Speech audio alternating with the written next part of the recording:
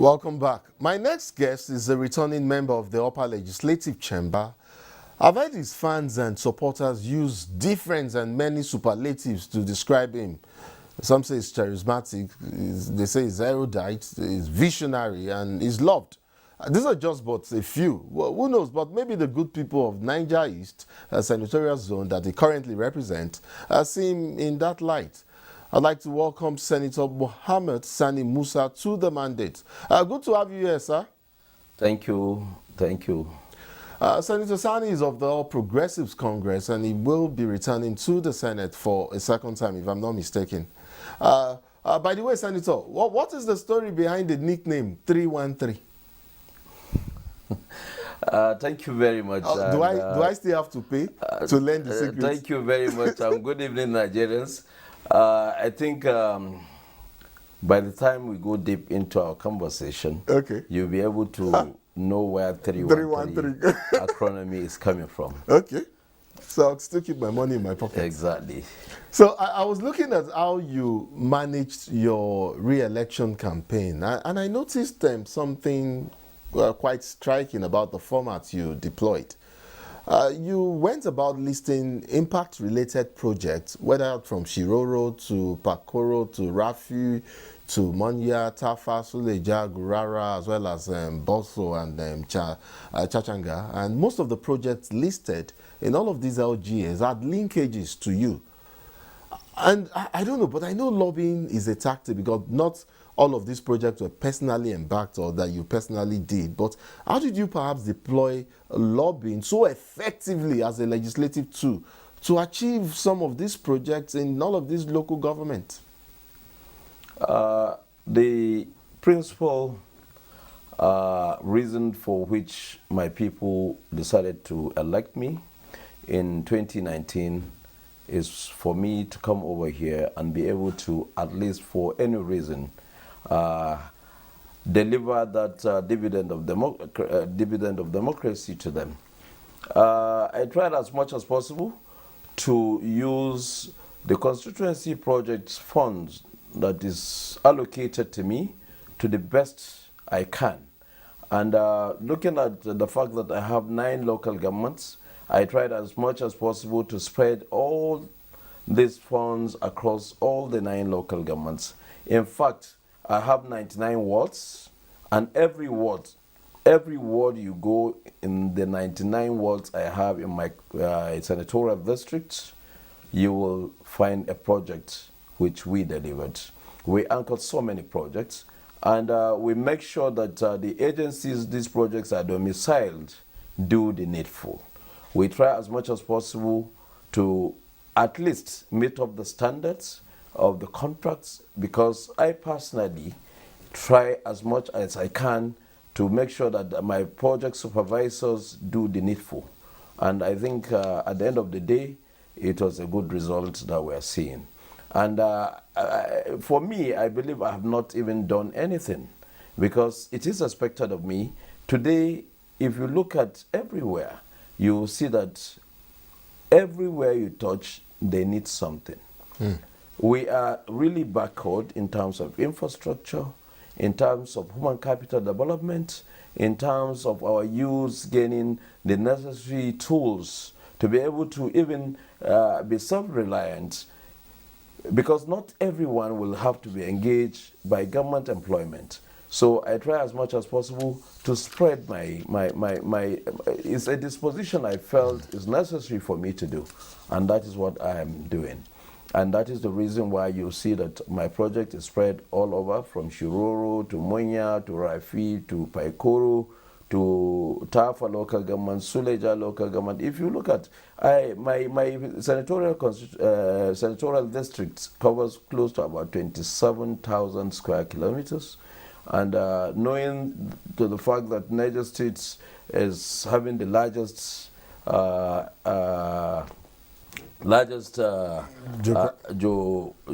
size, yes, in terms of size in this country. Yes. So it's not easy.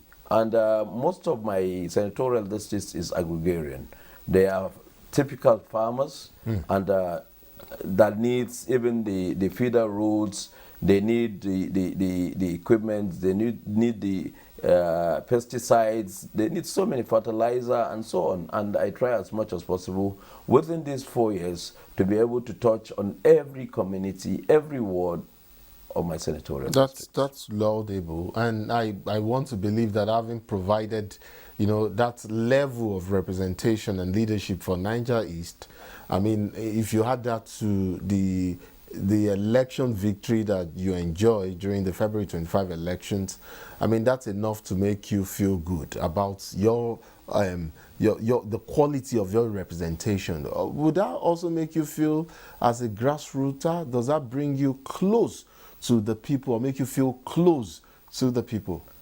I have always been a grassroots politician. I can remember just after my NYSC in 1991, coming to 1992 when there was this a little bit to the right and a little bit to the left, SDP, NRC. I just finished and I decided to join NRC as a member of the youth wing. If you recall, in 1992, there was a convention in Port Harcourt, which, of course, I joined CAM with Choice 92, which was the platform at which the late, I forgot his traditional title, the Marafa, I think Marafa Sokoto Alhaji Umaru Shinkafi, contested. So I was part of that team that was in Port Harcourt, trying to see how he can emerge as the presidential candidate. And from that time, I took interest in politics, and I've been a grassroots politician. I go from my ward level, from my PU unit, polling unit, to my ward, to my local government. I've been a grassroots politician, and I believe that there is nothing better than aspiring from the grassroots. And whatever I'm doing, I'm taking it back home. So that makes me very tick. I try as much as possible to keep that relationship between where I am at the center today and at my local level. So when you are talking about grassroots politician, I think I'm one, and I've been able to participate in everything they do. At least even if I don't attend physically, my presence is always felt. You know, and I know even though the needs of your people is always there, you know, knocking, locking, you know, at the corner, that corner of your hearts, even when you're in Abuja, you know, and of course, what they say about politics being local, politics is local. A politician derives, you know, prominence, derives power, derives responsibility of only because the people, his constituents at the local, at their locality have mandated them. So he holds their dreams and aspirations and comes to the center like Abuja, you know, and works towards that. But then how do you reconcile the fact that, yes, you have a constituent at the local level, and yet again, Nigeria is your constituency? So in going forward, how do you reconcile that fact you're providing for your people in terms of legislation, and then there's also the bigger picture, which is Nigeria, which you hold first and foremost your responsibility to as well? I mean, is that too much of a work for a federal lawmaker like you, or by now you're used to that?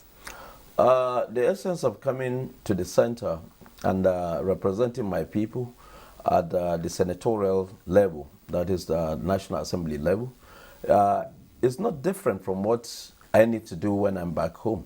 The primary assignment is that I'm in the Senate to represent them, to be their voice. And what I do here is that whatever I'm doing, I take cognizance of the fact that I need to have their input. And even when it comes to delicate decisions that we have to make in terms of either voting for something, like when the issue of the Electoral Act came, I have to consult with my constituents, and they gave me the direction where they feel is important, because even in my senatorial district, you can find out that there are certain places that are not well represented in terms of spread of the telecommunication services. And in so doing, some of my constituents said, look, whatever you're going to do when you're voting, make sure you take into consideration that there are certain areas that do not get connected to telecom. So when you are making a decision, really look at it. But going back to your question, coming to the center, Nigeria is my primary assignment today, being a senator of the Federal Republic, because whatever law we are going to make at at the National Assembly, especially in the Senate, is going to be a law that will touch on the fabric of this country. And in as such, I'm doing that law, I'm taking into consideration Nigeria as my constituency. And then when you said, yeah, politics is local, Yes. but by the time you come into Senate, and when people are presenting their bills, the bills covers everywhere, part of Nigeria. It could be like a bill for a specific location. But what you have to consider is that you are considering that you're working for Nigerians. And anywhere it is, your input will be felt. And that is what I have tried to do. If you look at the kind of bills I presented, are bills that will touch on the common people on the streets of Nigeria. So the reason why I'm doing that is that my people have seen something in me and they presented me before, or the center, so that I will go there and make sure that, because what the man in Paikoro will feel is the same thing with what the man in Warri will be feeling in terms of either when you're talking about education, if you're talking about the economy, if you're talking about infrastructure. So every part of Nigeria is my constituency as the Senate. And whatever decision we take at the Senate, I believe we are taking it in the best interest of this country. You know, distinguished, you talked about bills here that you have moved, or sponsored rather. That's the right phrase for it, or word for it, I beg your pardon, that you've used. And according to a report that I got somewhere, released by one of your legislative aides, Ibrahim Yahya, you're linked to about 30 bills that are at various stages of passage. I must say that is being very, very active. What drives or helps you to gauge your legislative responsiveness to issues of public good? Is it citizens' need and demand, or rather a self-actualization for you as a federal lawmaker? It is when I'm able to meet the needs of my people or Nigerians that I'll be able to be satisfied and having the self-actualization. So one gives you the order. Yes. So I will not be, the self-esteem that will come in me doing it is only when I'm able to meet up what Nigerians will have expected from me. And most of the bills, if you look at them, like I have touched on even the common laborer on the streets, I try to bring a bill that will protect him, because you will see this unskilled labor, you will see domestic workers being abused, you will see laborers going to the site. At the end of the day, they are being paid little or nothing compared to what they have, the kind of service they have provided. And I felt there is need for them to be protected as well. Today, if a site decide to close down, and for someone that has been going to that site over many months working, and overnight that place is closed, he will start going around looking for where to go again. But if there's an actual contract between him and whoever that operates that site, you will see that at the end of the day, he has something to hold on to, pending when he can have an alternative job. But today in Nigeria, it's not the case. I mean, you can even take a vehicle, go down to around Beggar Junction now, and you will see plumbers, you will see electricians, all these unskilled laborers. But they will go and work. At the end of the day, because there is no contract between them and whoever that is giving them that job. It's just a mutual agreement. At the end of the day, there is breach of that agreement, and these people are not paid their rights. So I try as much as possible to see that I bring a bill that will protect them, and a bill that will give them that succor that, look, for whatever reason, what I'm doing, I'm going to get my worth of what I have done. And then if you look at other bills that I presented, like the Critical Infrastructure Protection Bill, which tends to protect our critical infrastructures. If you recall, during the NSAS riots, some bad guys decided to take advantage of that period, and they were destroying public properties. Look at what happened in Lagos, where these buses, almost about 100 or more, were destroyed. How does it, how do we feel? Because the same buses are meant for the common people that cannot afford to have a means of transportation, and government provided that. So with this bill, there are certain ways that we'll be able to protect those properties. There are a lot of edifices we have in this country that are not protected. I can give you a simple example with NTA today. Yes, please go ahead. With NTA, if you look at NTA's property, it's a government property that should be well protected. Today in this country, we don't have any law that gives that kind of protection, because when you are talking of protection, it's not just getting security men around it. No, there are certain things that you have to put in order. Is this place insured? Who is insuring it? All these things have to be looked into, and I believe that Nigeria needs that kind of law, and I made it. If you look at Eagle Square or the Federal Secretariat, sometimes when you are passing it, you will know that we're a country that even lacked maintenance. So this bill also provides some clauses that must be adhered to. There must be not only public properties. There are individuals that have built, super mega edifices, projects like Langote now in the refinery. If there is any crisis in this country and people decided to go to loot in that area, how do you expect that place to come up? So with this bill, there can be a way that that area will be protected. And then I've also been able to present a bill for tertiary institutions, health institutions in this country. If you go to our teaching hospitals today, they are not different with what you can see in remote areas. And those are specialized institutions that are supposed to give the best in terms of medical and health services or provision of health services. But if you look at the infrastructures that are there, they are either decayed or they are not even in any shape.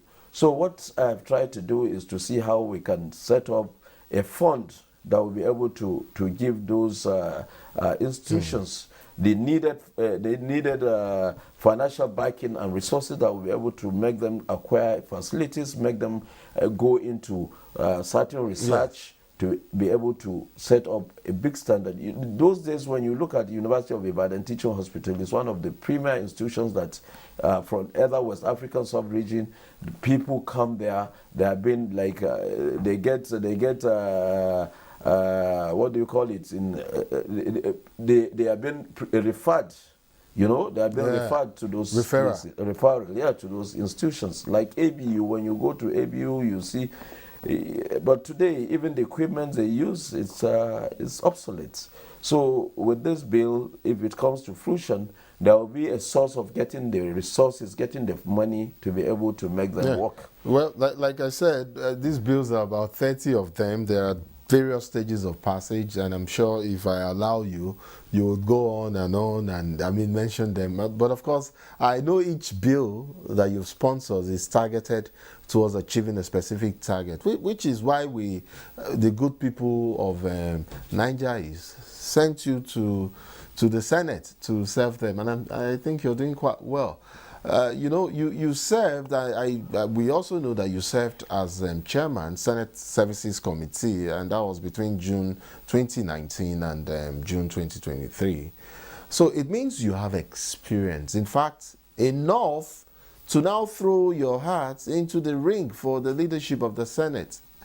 I'm sure you've heard of others, like the Senator Carlo and co, who have also joined in the race. So, but mine is, my question to you is, besides having the right to do so as a ranking member of the National Assembly, what is your justification for joining in the race? That is one. And two, what is your unique selling proposition as a candidate? Yes, thank you very much for this very interesting question. Among all the people that have shown interest or declared interest to run for the office of the President of the Senate, I believe all of them are qualified to be there. In fact, for every senator that has been elected by his people to come and represent them at the National Assembly in Abuja, that person must have been qualified and competent to be there. And I believe they all have gathered the needed experiences. When you come to the legislature today, the legislative experience you gain over time maybe like me, that I'm first time, I'm coming for the second time now. Within a short period of time, maybe 1 year, I've been able to know the workings of the National Assembly.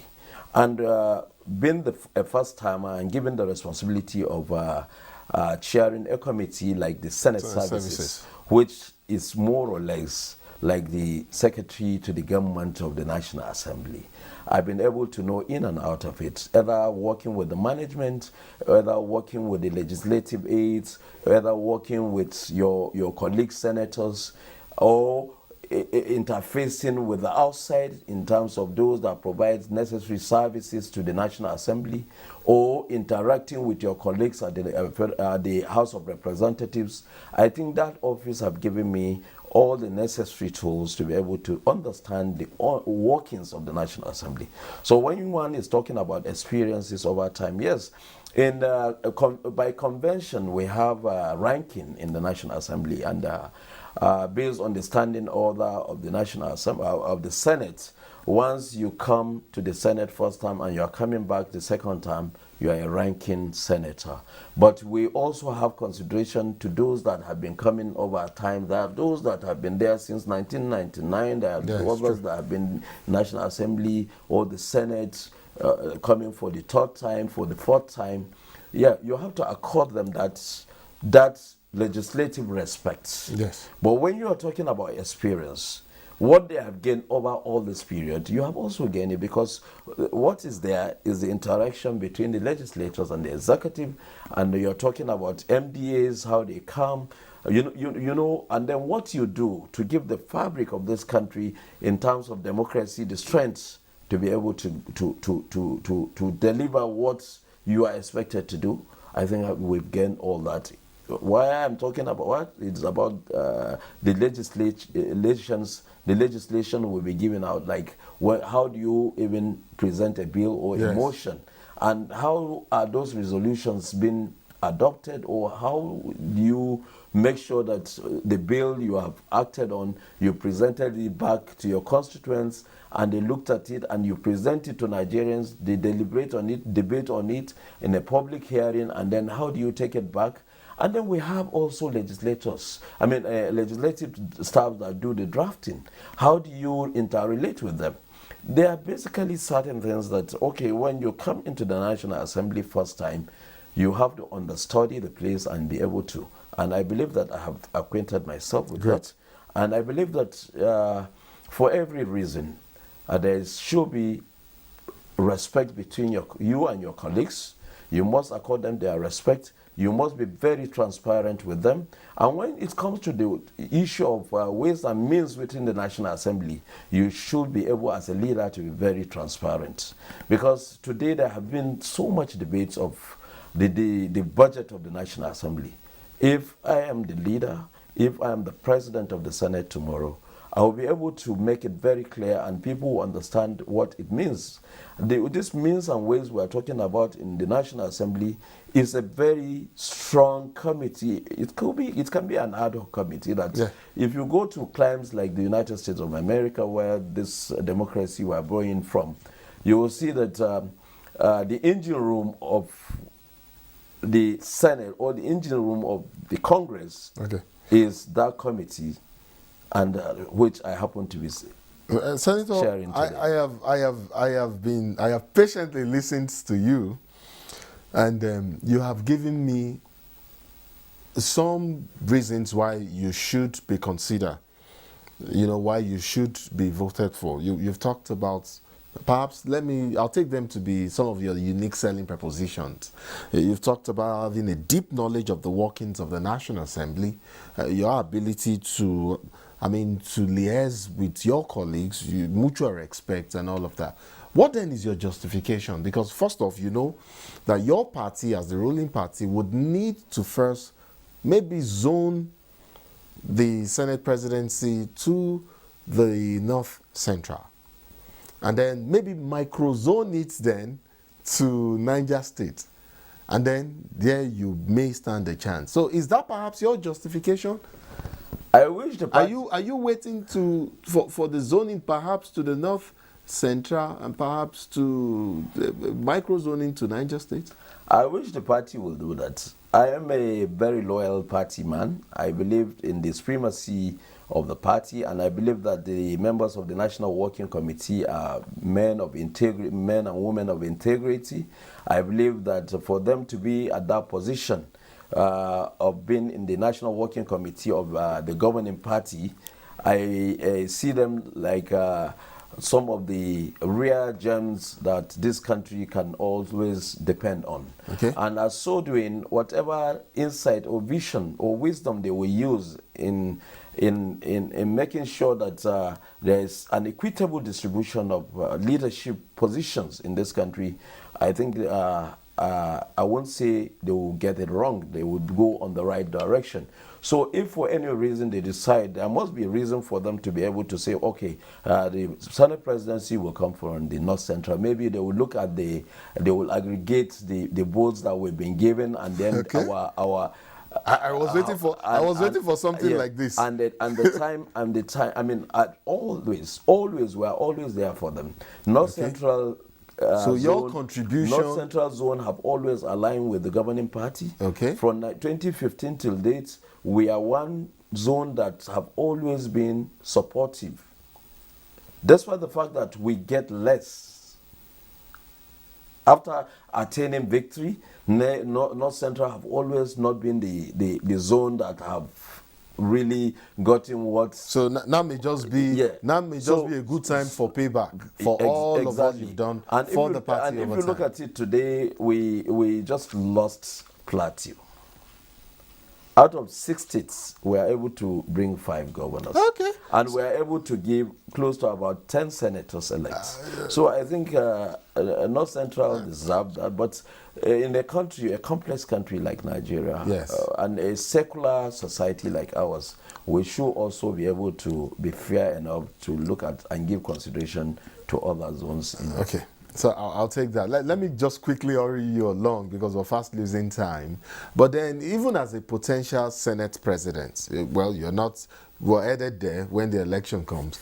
Give me an idea, or an outline of the kind of 10th National Assembly that you'd like to have in terms of quality of debate, in terms of quality of bills and maybe motions, and also, and more importantly, in terms of managing the intricacies of contemporary legislative craft.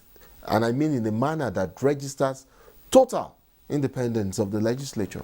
I am one person that, first and foremost, under my leadership, I will want to protect the Constitution. And when you protect the Constitution, then every other thing will follow up the way it's supposed to be. I want to see a Senate, yes, or a National Assembly that is very independent. I want to see where we can have robust debates over issues. I want to see where we can also, if we are not okay with whatever the executive presented, we'll be able to debate it and disagree. Okay. Because the strength of our character in the Senate should be able to be the one that will translate the feelings and aspirations of Nigerians. And I believe this is the only institution that will be able to protect democracy. Okay. And I want to see an institution that will be a parallel point to other African countries, because we are the largest democracy in Africa. Indeed. And we should be able to give bills, present resolutions. So your leadership would inspire a vibrant National Assembly. I mean, a vibrant Senate. Vibrant and independent National Assembly. Very, very good. Very quickly too, in less than 30 seconds, if that's possible. How seriously would you take the issue of legislative oversight functions? I'm sure you remember the drop your microphone, honorable minister.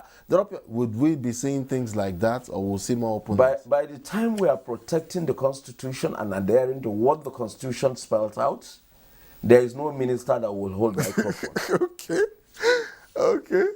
I'd like to thank you so much, Senator Muhammad Sani Musa, Niger East, for coming on our programs tonight. We would like to, on behalf of the NTA, on behalf of the good people of Niger East, also wish you very good luck in your current campaign to clinch the Senate leadership. And thank you so much for coming on our program tonight. Thank you very much, and I appreciate it. And that's it for tonight. The Mandate returns fresh and brand new on Monday next week. Do have a wonderful Easter holiday. And best of the season to our Christian brothers and sisters. I'll see you again, as promised, on Monday. My name is Nnamdi Odipo. Bye for now.